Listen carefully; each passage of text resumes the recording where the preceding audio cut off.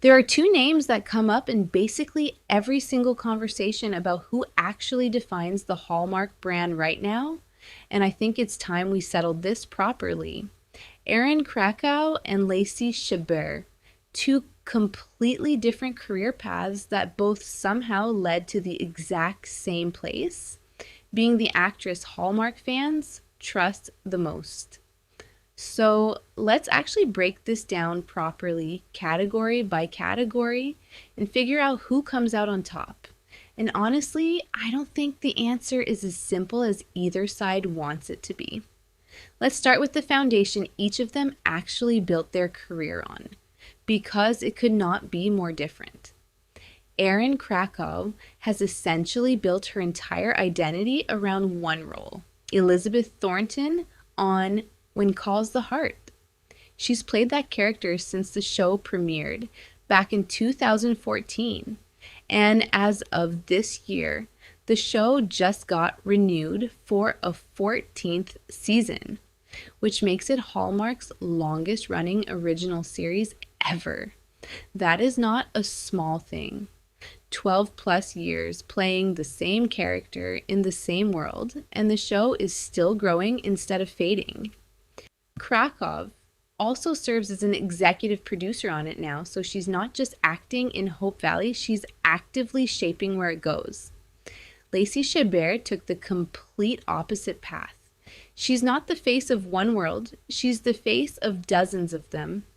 Her Hallmark debut goes all the way back to 2010's Elevator Girl, and since then she's starred in over 40 Hallmark movies. 40. That's not an exaggeration for effect, that's the actual number Hallmark itself credits her with.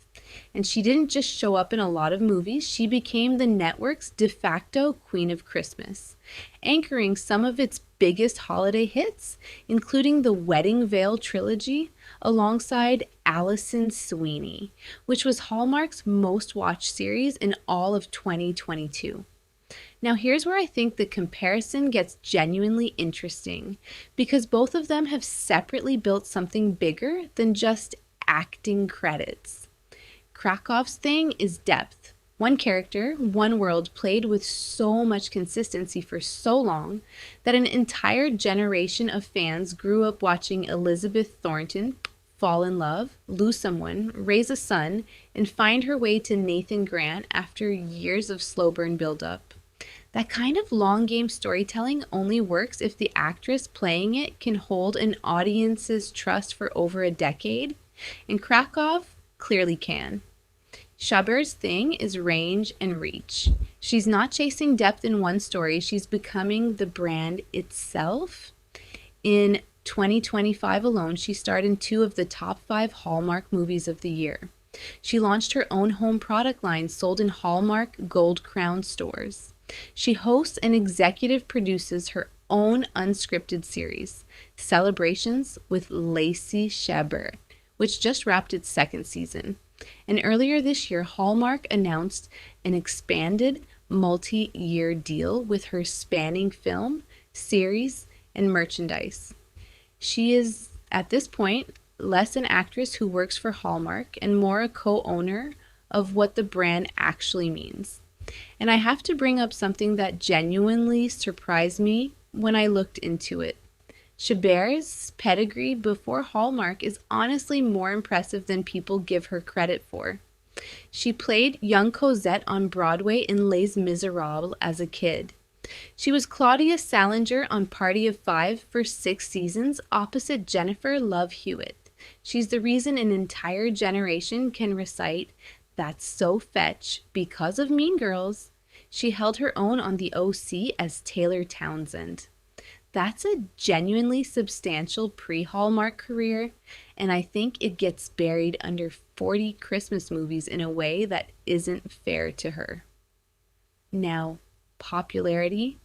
This is where I want to be honest instead of just picking a side to flatter. In Just Jared's 2025 favorite Hallmark actress poll, Chabert finished in 2nd place with over 5,000 votes. That's a serious number, and it's a testament to how much of a fan favorite she genuinely is.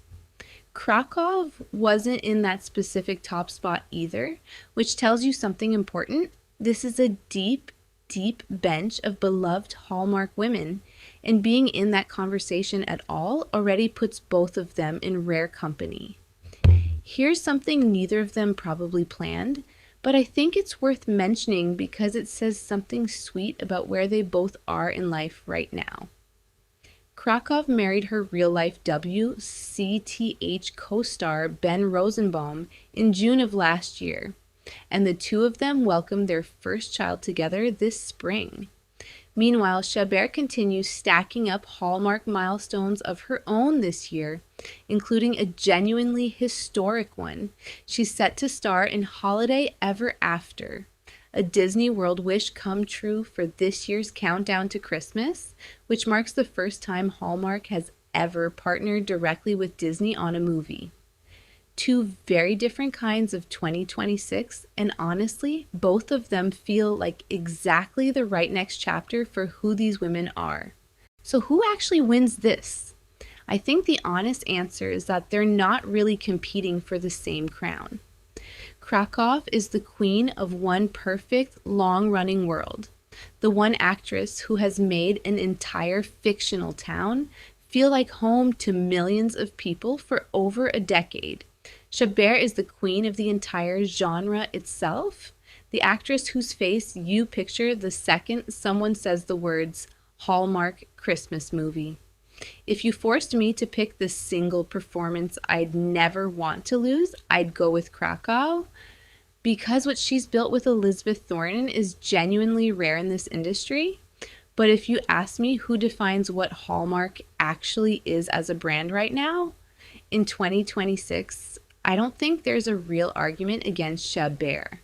Drop a comment and tell me Team Krakow or Team Chabert.